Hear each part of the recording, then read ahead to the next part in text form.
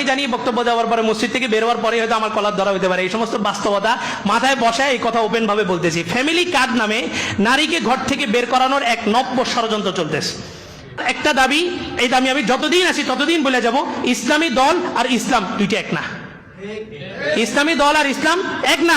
আপনি ইসলাম মনে করে যদি ইসলামকে প্রতিষ্ঠা করেন তো মনে রাখেন কিয়ামত পর্যন্ত এই ভূখণ্ডে আর কোনোদিন ইসলাম প্রতিষ্ঠিত হবে না। পশ্চিমাদের তিনটা মিশন নিয়ে তারা নামছে। তিনটা মিশনের মধ্যে একটা হচ্ছে পুরুষকে দাড়িহীন করা এবং নারীদের পর্দা ছাড়া নারীদেরকে বেপর্দা করা, ঘর থেকে বের করা। আরেকটা হচ্ছে মানুষের খাদ্যের মধ্যে হারাম মিক্স করা, যেটা থেকে এখন মুসলিম সমাজের ইমাম খতিব পর্যন্ত রেহাই নেই। আমরা যে টাকার লেনদেন করতেছি, কারেন্সি যে বেতন নিতেছি, এটা সম্পূর্ণ কিসের উপরে ভিত্তি? সুদের উপরে। আমাদের অর্থনৈতিক ব্যবস্থাটা এখন কিসের উপরে? সুদের উপরে। সুদটা অপারগতার কারণে জায়েজ, কিন্তু জায়েজ হবার জন্য এক নাম্বার শর্ত হইলে সুদের বিকল্প কোনো একটা পরিকল্পনা আপনি বাস্তবায়নে মাঠে থাকতে হবে, তারপর আপনার জন্য সুদ জায়েজ। তো সুদের বিকল্প কোনো কিছু কি আমরা পরিকল্পনা নিছি? নেই। এই পশ্চিমাদের তিনটা এজেন্ডা সব দল, ইসলামের নাম দিয়া হোক, অন ইসলামের নাম দিয়া হোক, সবাই বাস্তবায়ন করতেছে। নারীকে ঘর থেকে বের করার জন্য নতুন একটা পলিসি নেওয়া হয়েছে। আমি জানি বক্তব্য দেওয়ার পরে মসজিদ থেকে বের হওয়ার পরে হয়তো আমার কলার ধরা হতে পারে, এই সমস্ত বাস্তবতা মাথায় বসায় এই কথা ওপেন ভাবে বলতেছি। ফ্যামিলি কার্ড নামে নারীকে ঘর থেকে বের করানোর এক নব্য ষড়যন্ত্র চলতেছে। নারীকে কি দেওয়া হবে? ফ্যামিলি কার্ড দেওয়া হবে। কি শর্ত? ফ্যামিলি কার্ড দিবে। ফ্যামিলি কার্ড কি পুরুষ নিয়ে যেতে হবে না নারীকে নিয়ে যেতে হবে? রেশন ভাতা যেটা পাবে এই ফ্যামিলি কার্ড নিয়ে কে উপস্থিত হতে হবে? পুরুষ না নারী? নারীকে। ওই নারীকে যে ভাতা দেওয়া হবে, রেশন দেওয়া হবে, ওইটা কি কোনো মহিলা দিবে না পুরুষ দিবে? পুরুষ দিবে। প্রাইমারি ইয়াগুলোতে আপনারা দেখছেন বৃত্তি দেয় সরকারিভাবে, পুরস্কার দেয়। কাদেরকে দেয়? হ্যাঁ, আপনারা জানেন না? মেয়েদেরকে দেয়। এবং মেয়েদেরকে দেয় না, মেয়েদের গার্ডিয়ানকে দেয়। গার্ডিয়ানের মধ্যে বাবাকে না, মাকে দেয়। কি বলছি বুঝছেন? একটা হচ্ছে ভালো আর একটা হচ্ছে হক, দুইটার মধ্যে ভিন্নতা আছে। ভালো মানে একজন মানুষ ভালো, সে দান করে, চুরি করে না, সে ভালো। কিন্তু এই মানুষটা হক না বাতিল, এটা আপনাকে বুঝতে হবে ইসলাম দিয়া। এই যে নারীকে ঘর থেকে বের করার এক প্রবণতা, এটার মধ্যে ইসলামী দলগুলো তো আছে। সেকুলার এক নতুন মিশন বাস্তবায়ন করতে মাঠে নামছে, সেটা কি? Family card. ফ্যামিলি কার্ডের নাম দিয়ে নারীকে ঘরে রাখা হইতেছে না, নারীকে ঘর থেকে বের করা হইতেছে। নারীকে ঘর থেকে বের করা হয়েছে। নারীকে নিরাপত্তা দেওয়া আমাদের যতগুলো কর্তব্য আছে তার মধ্যে প্রধান কর্তব্যগুলোর মধ্যে থেকে একটা কর্তব্য হচ্ছে নারীকে তার নিরাপত্তা নিশ্চিত করা। ইসলামী দলগুলো কি বলে? বলে যে ছেলে মেয়ে একসাথে থাকতে পারবে না। ছেলে মেয়ে একসাথে কি করতে পারবে না? থাকতে পারবে না।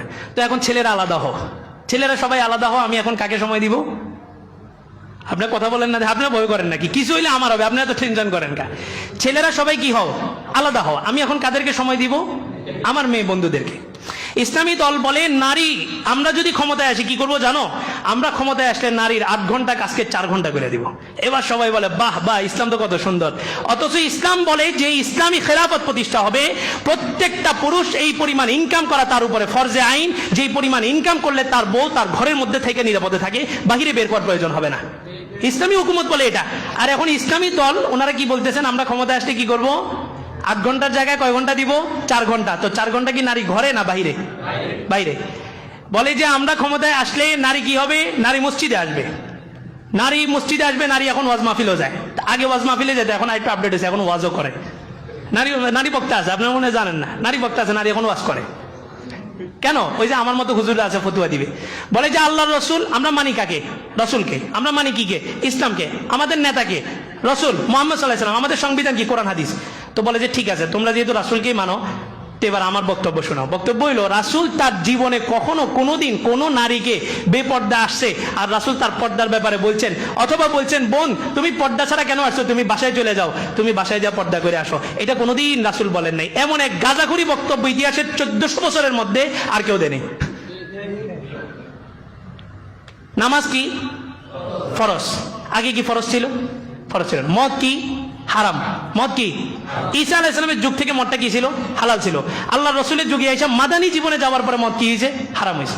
তাহলে এখন কি এটা বলার সুযোগ আছে যে তোমরা ইয়া করো, মসজিদে আসার আগে একটু মদ পান করে আসতে পারো? সাহাবীরা পান করছে, এটা বলার সুযোগ আছে? নাই। ইসলামে পর্দা ম্যান্ডেটরি। তারা এখন আধুনিক টার্মের শব্দ ব্যবহার করে, ইসলামিক শব্দগুলো ব্যবহার করেন। ইসলামিক শব্দ ব্যবহার করলে তো ধরা। ও যদি জায়েজ বলে তাহলে ধরা। ও এখন শব্দ দিয়েছে ম্যান্ডেটরি না। এই এখন সমাজ ব্যবস্থা বলে যায় এই হুজুরটাই তো ঠিক আছে, এটা ইংরেজি দিয়ে বুঝাইছে একবারে। ম্যান্ডেটরি না। ম্যান্ডেটরি মানে আবশ্যক না। পর্দাকে আপনি পর্দা করেন না, আমি ইমাম পর্দা করি না, কিন্তু আমি ইমাম মুসলমান। আমি ইমাম কি? মুসলমান। আপনি পর্দা করেন না, তবু আপনি কি? মুসলমান। আপনার বিবি পর্দা করে না, তবু আপনি কি? মুসলমান। কিন্তু আপনি যদি মনে করেন পর্দা আবশ্যক নয়, সাথে সাথে আপনি কি হয়ে গেছেন? কাফের হয়ে গেছেন। নামাজ ফরজ, এটা সবাই মানি না? সবাই কি পড়ি?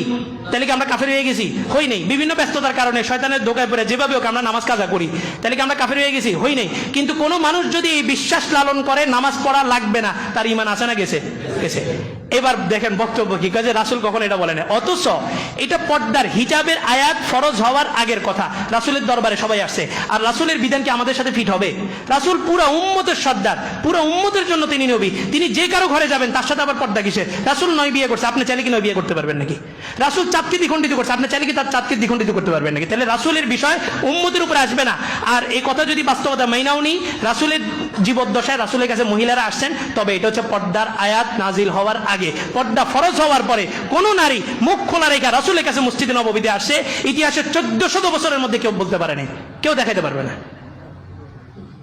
তা আমরা আশ্চর্য হই না, আপনারা আশ্চর্য না? আপনার আশ্চর্য হই না? যদি আজকে এই বক্তব্যটা কোনো আলেম দিত তাহলে আশ্চর্য হইতেন যে একজন আলেম এরকম একটা বক্তব্য দিয়েছে কিভাবে। যার একাডেমিক পড়াশোনা নাই, যে আলেম না, কোরআন হাদিসের কোনো নলেজ তার মধ্যে নাই, এরকম মানুষ এরকম গাঁজাখড়ি বক্তব্য দিতেই পারে। এটা আমরা আশ্চর্যের কিছু না।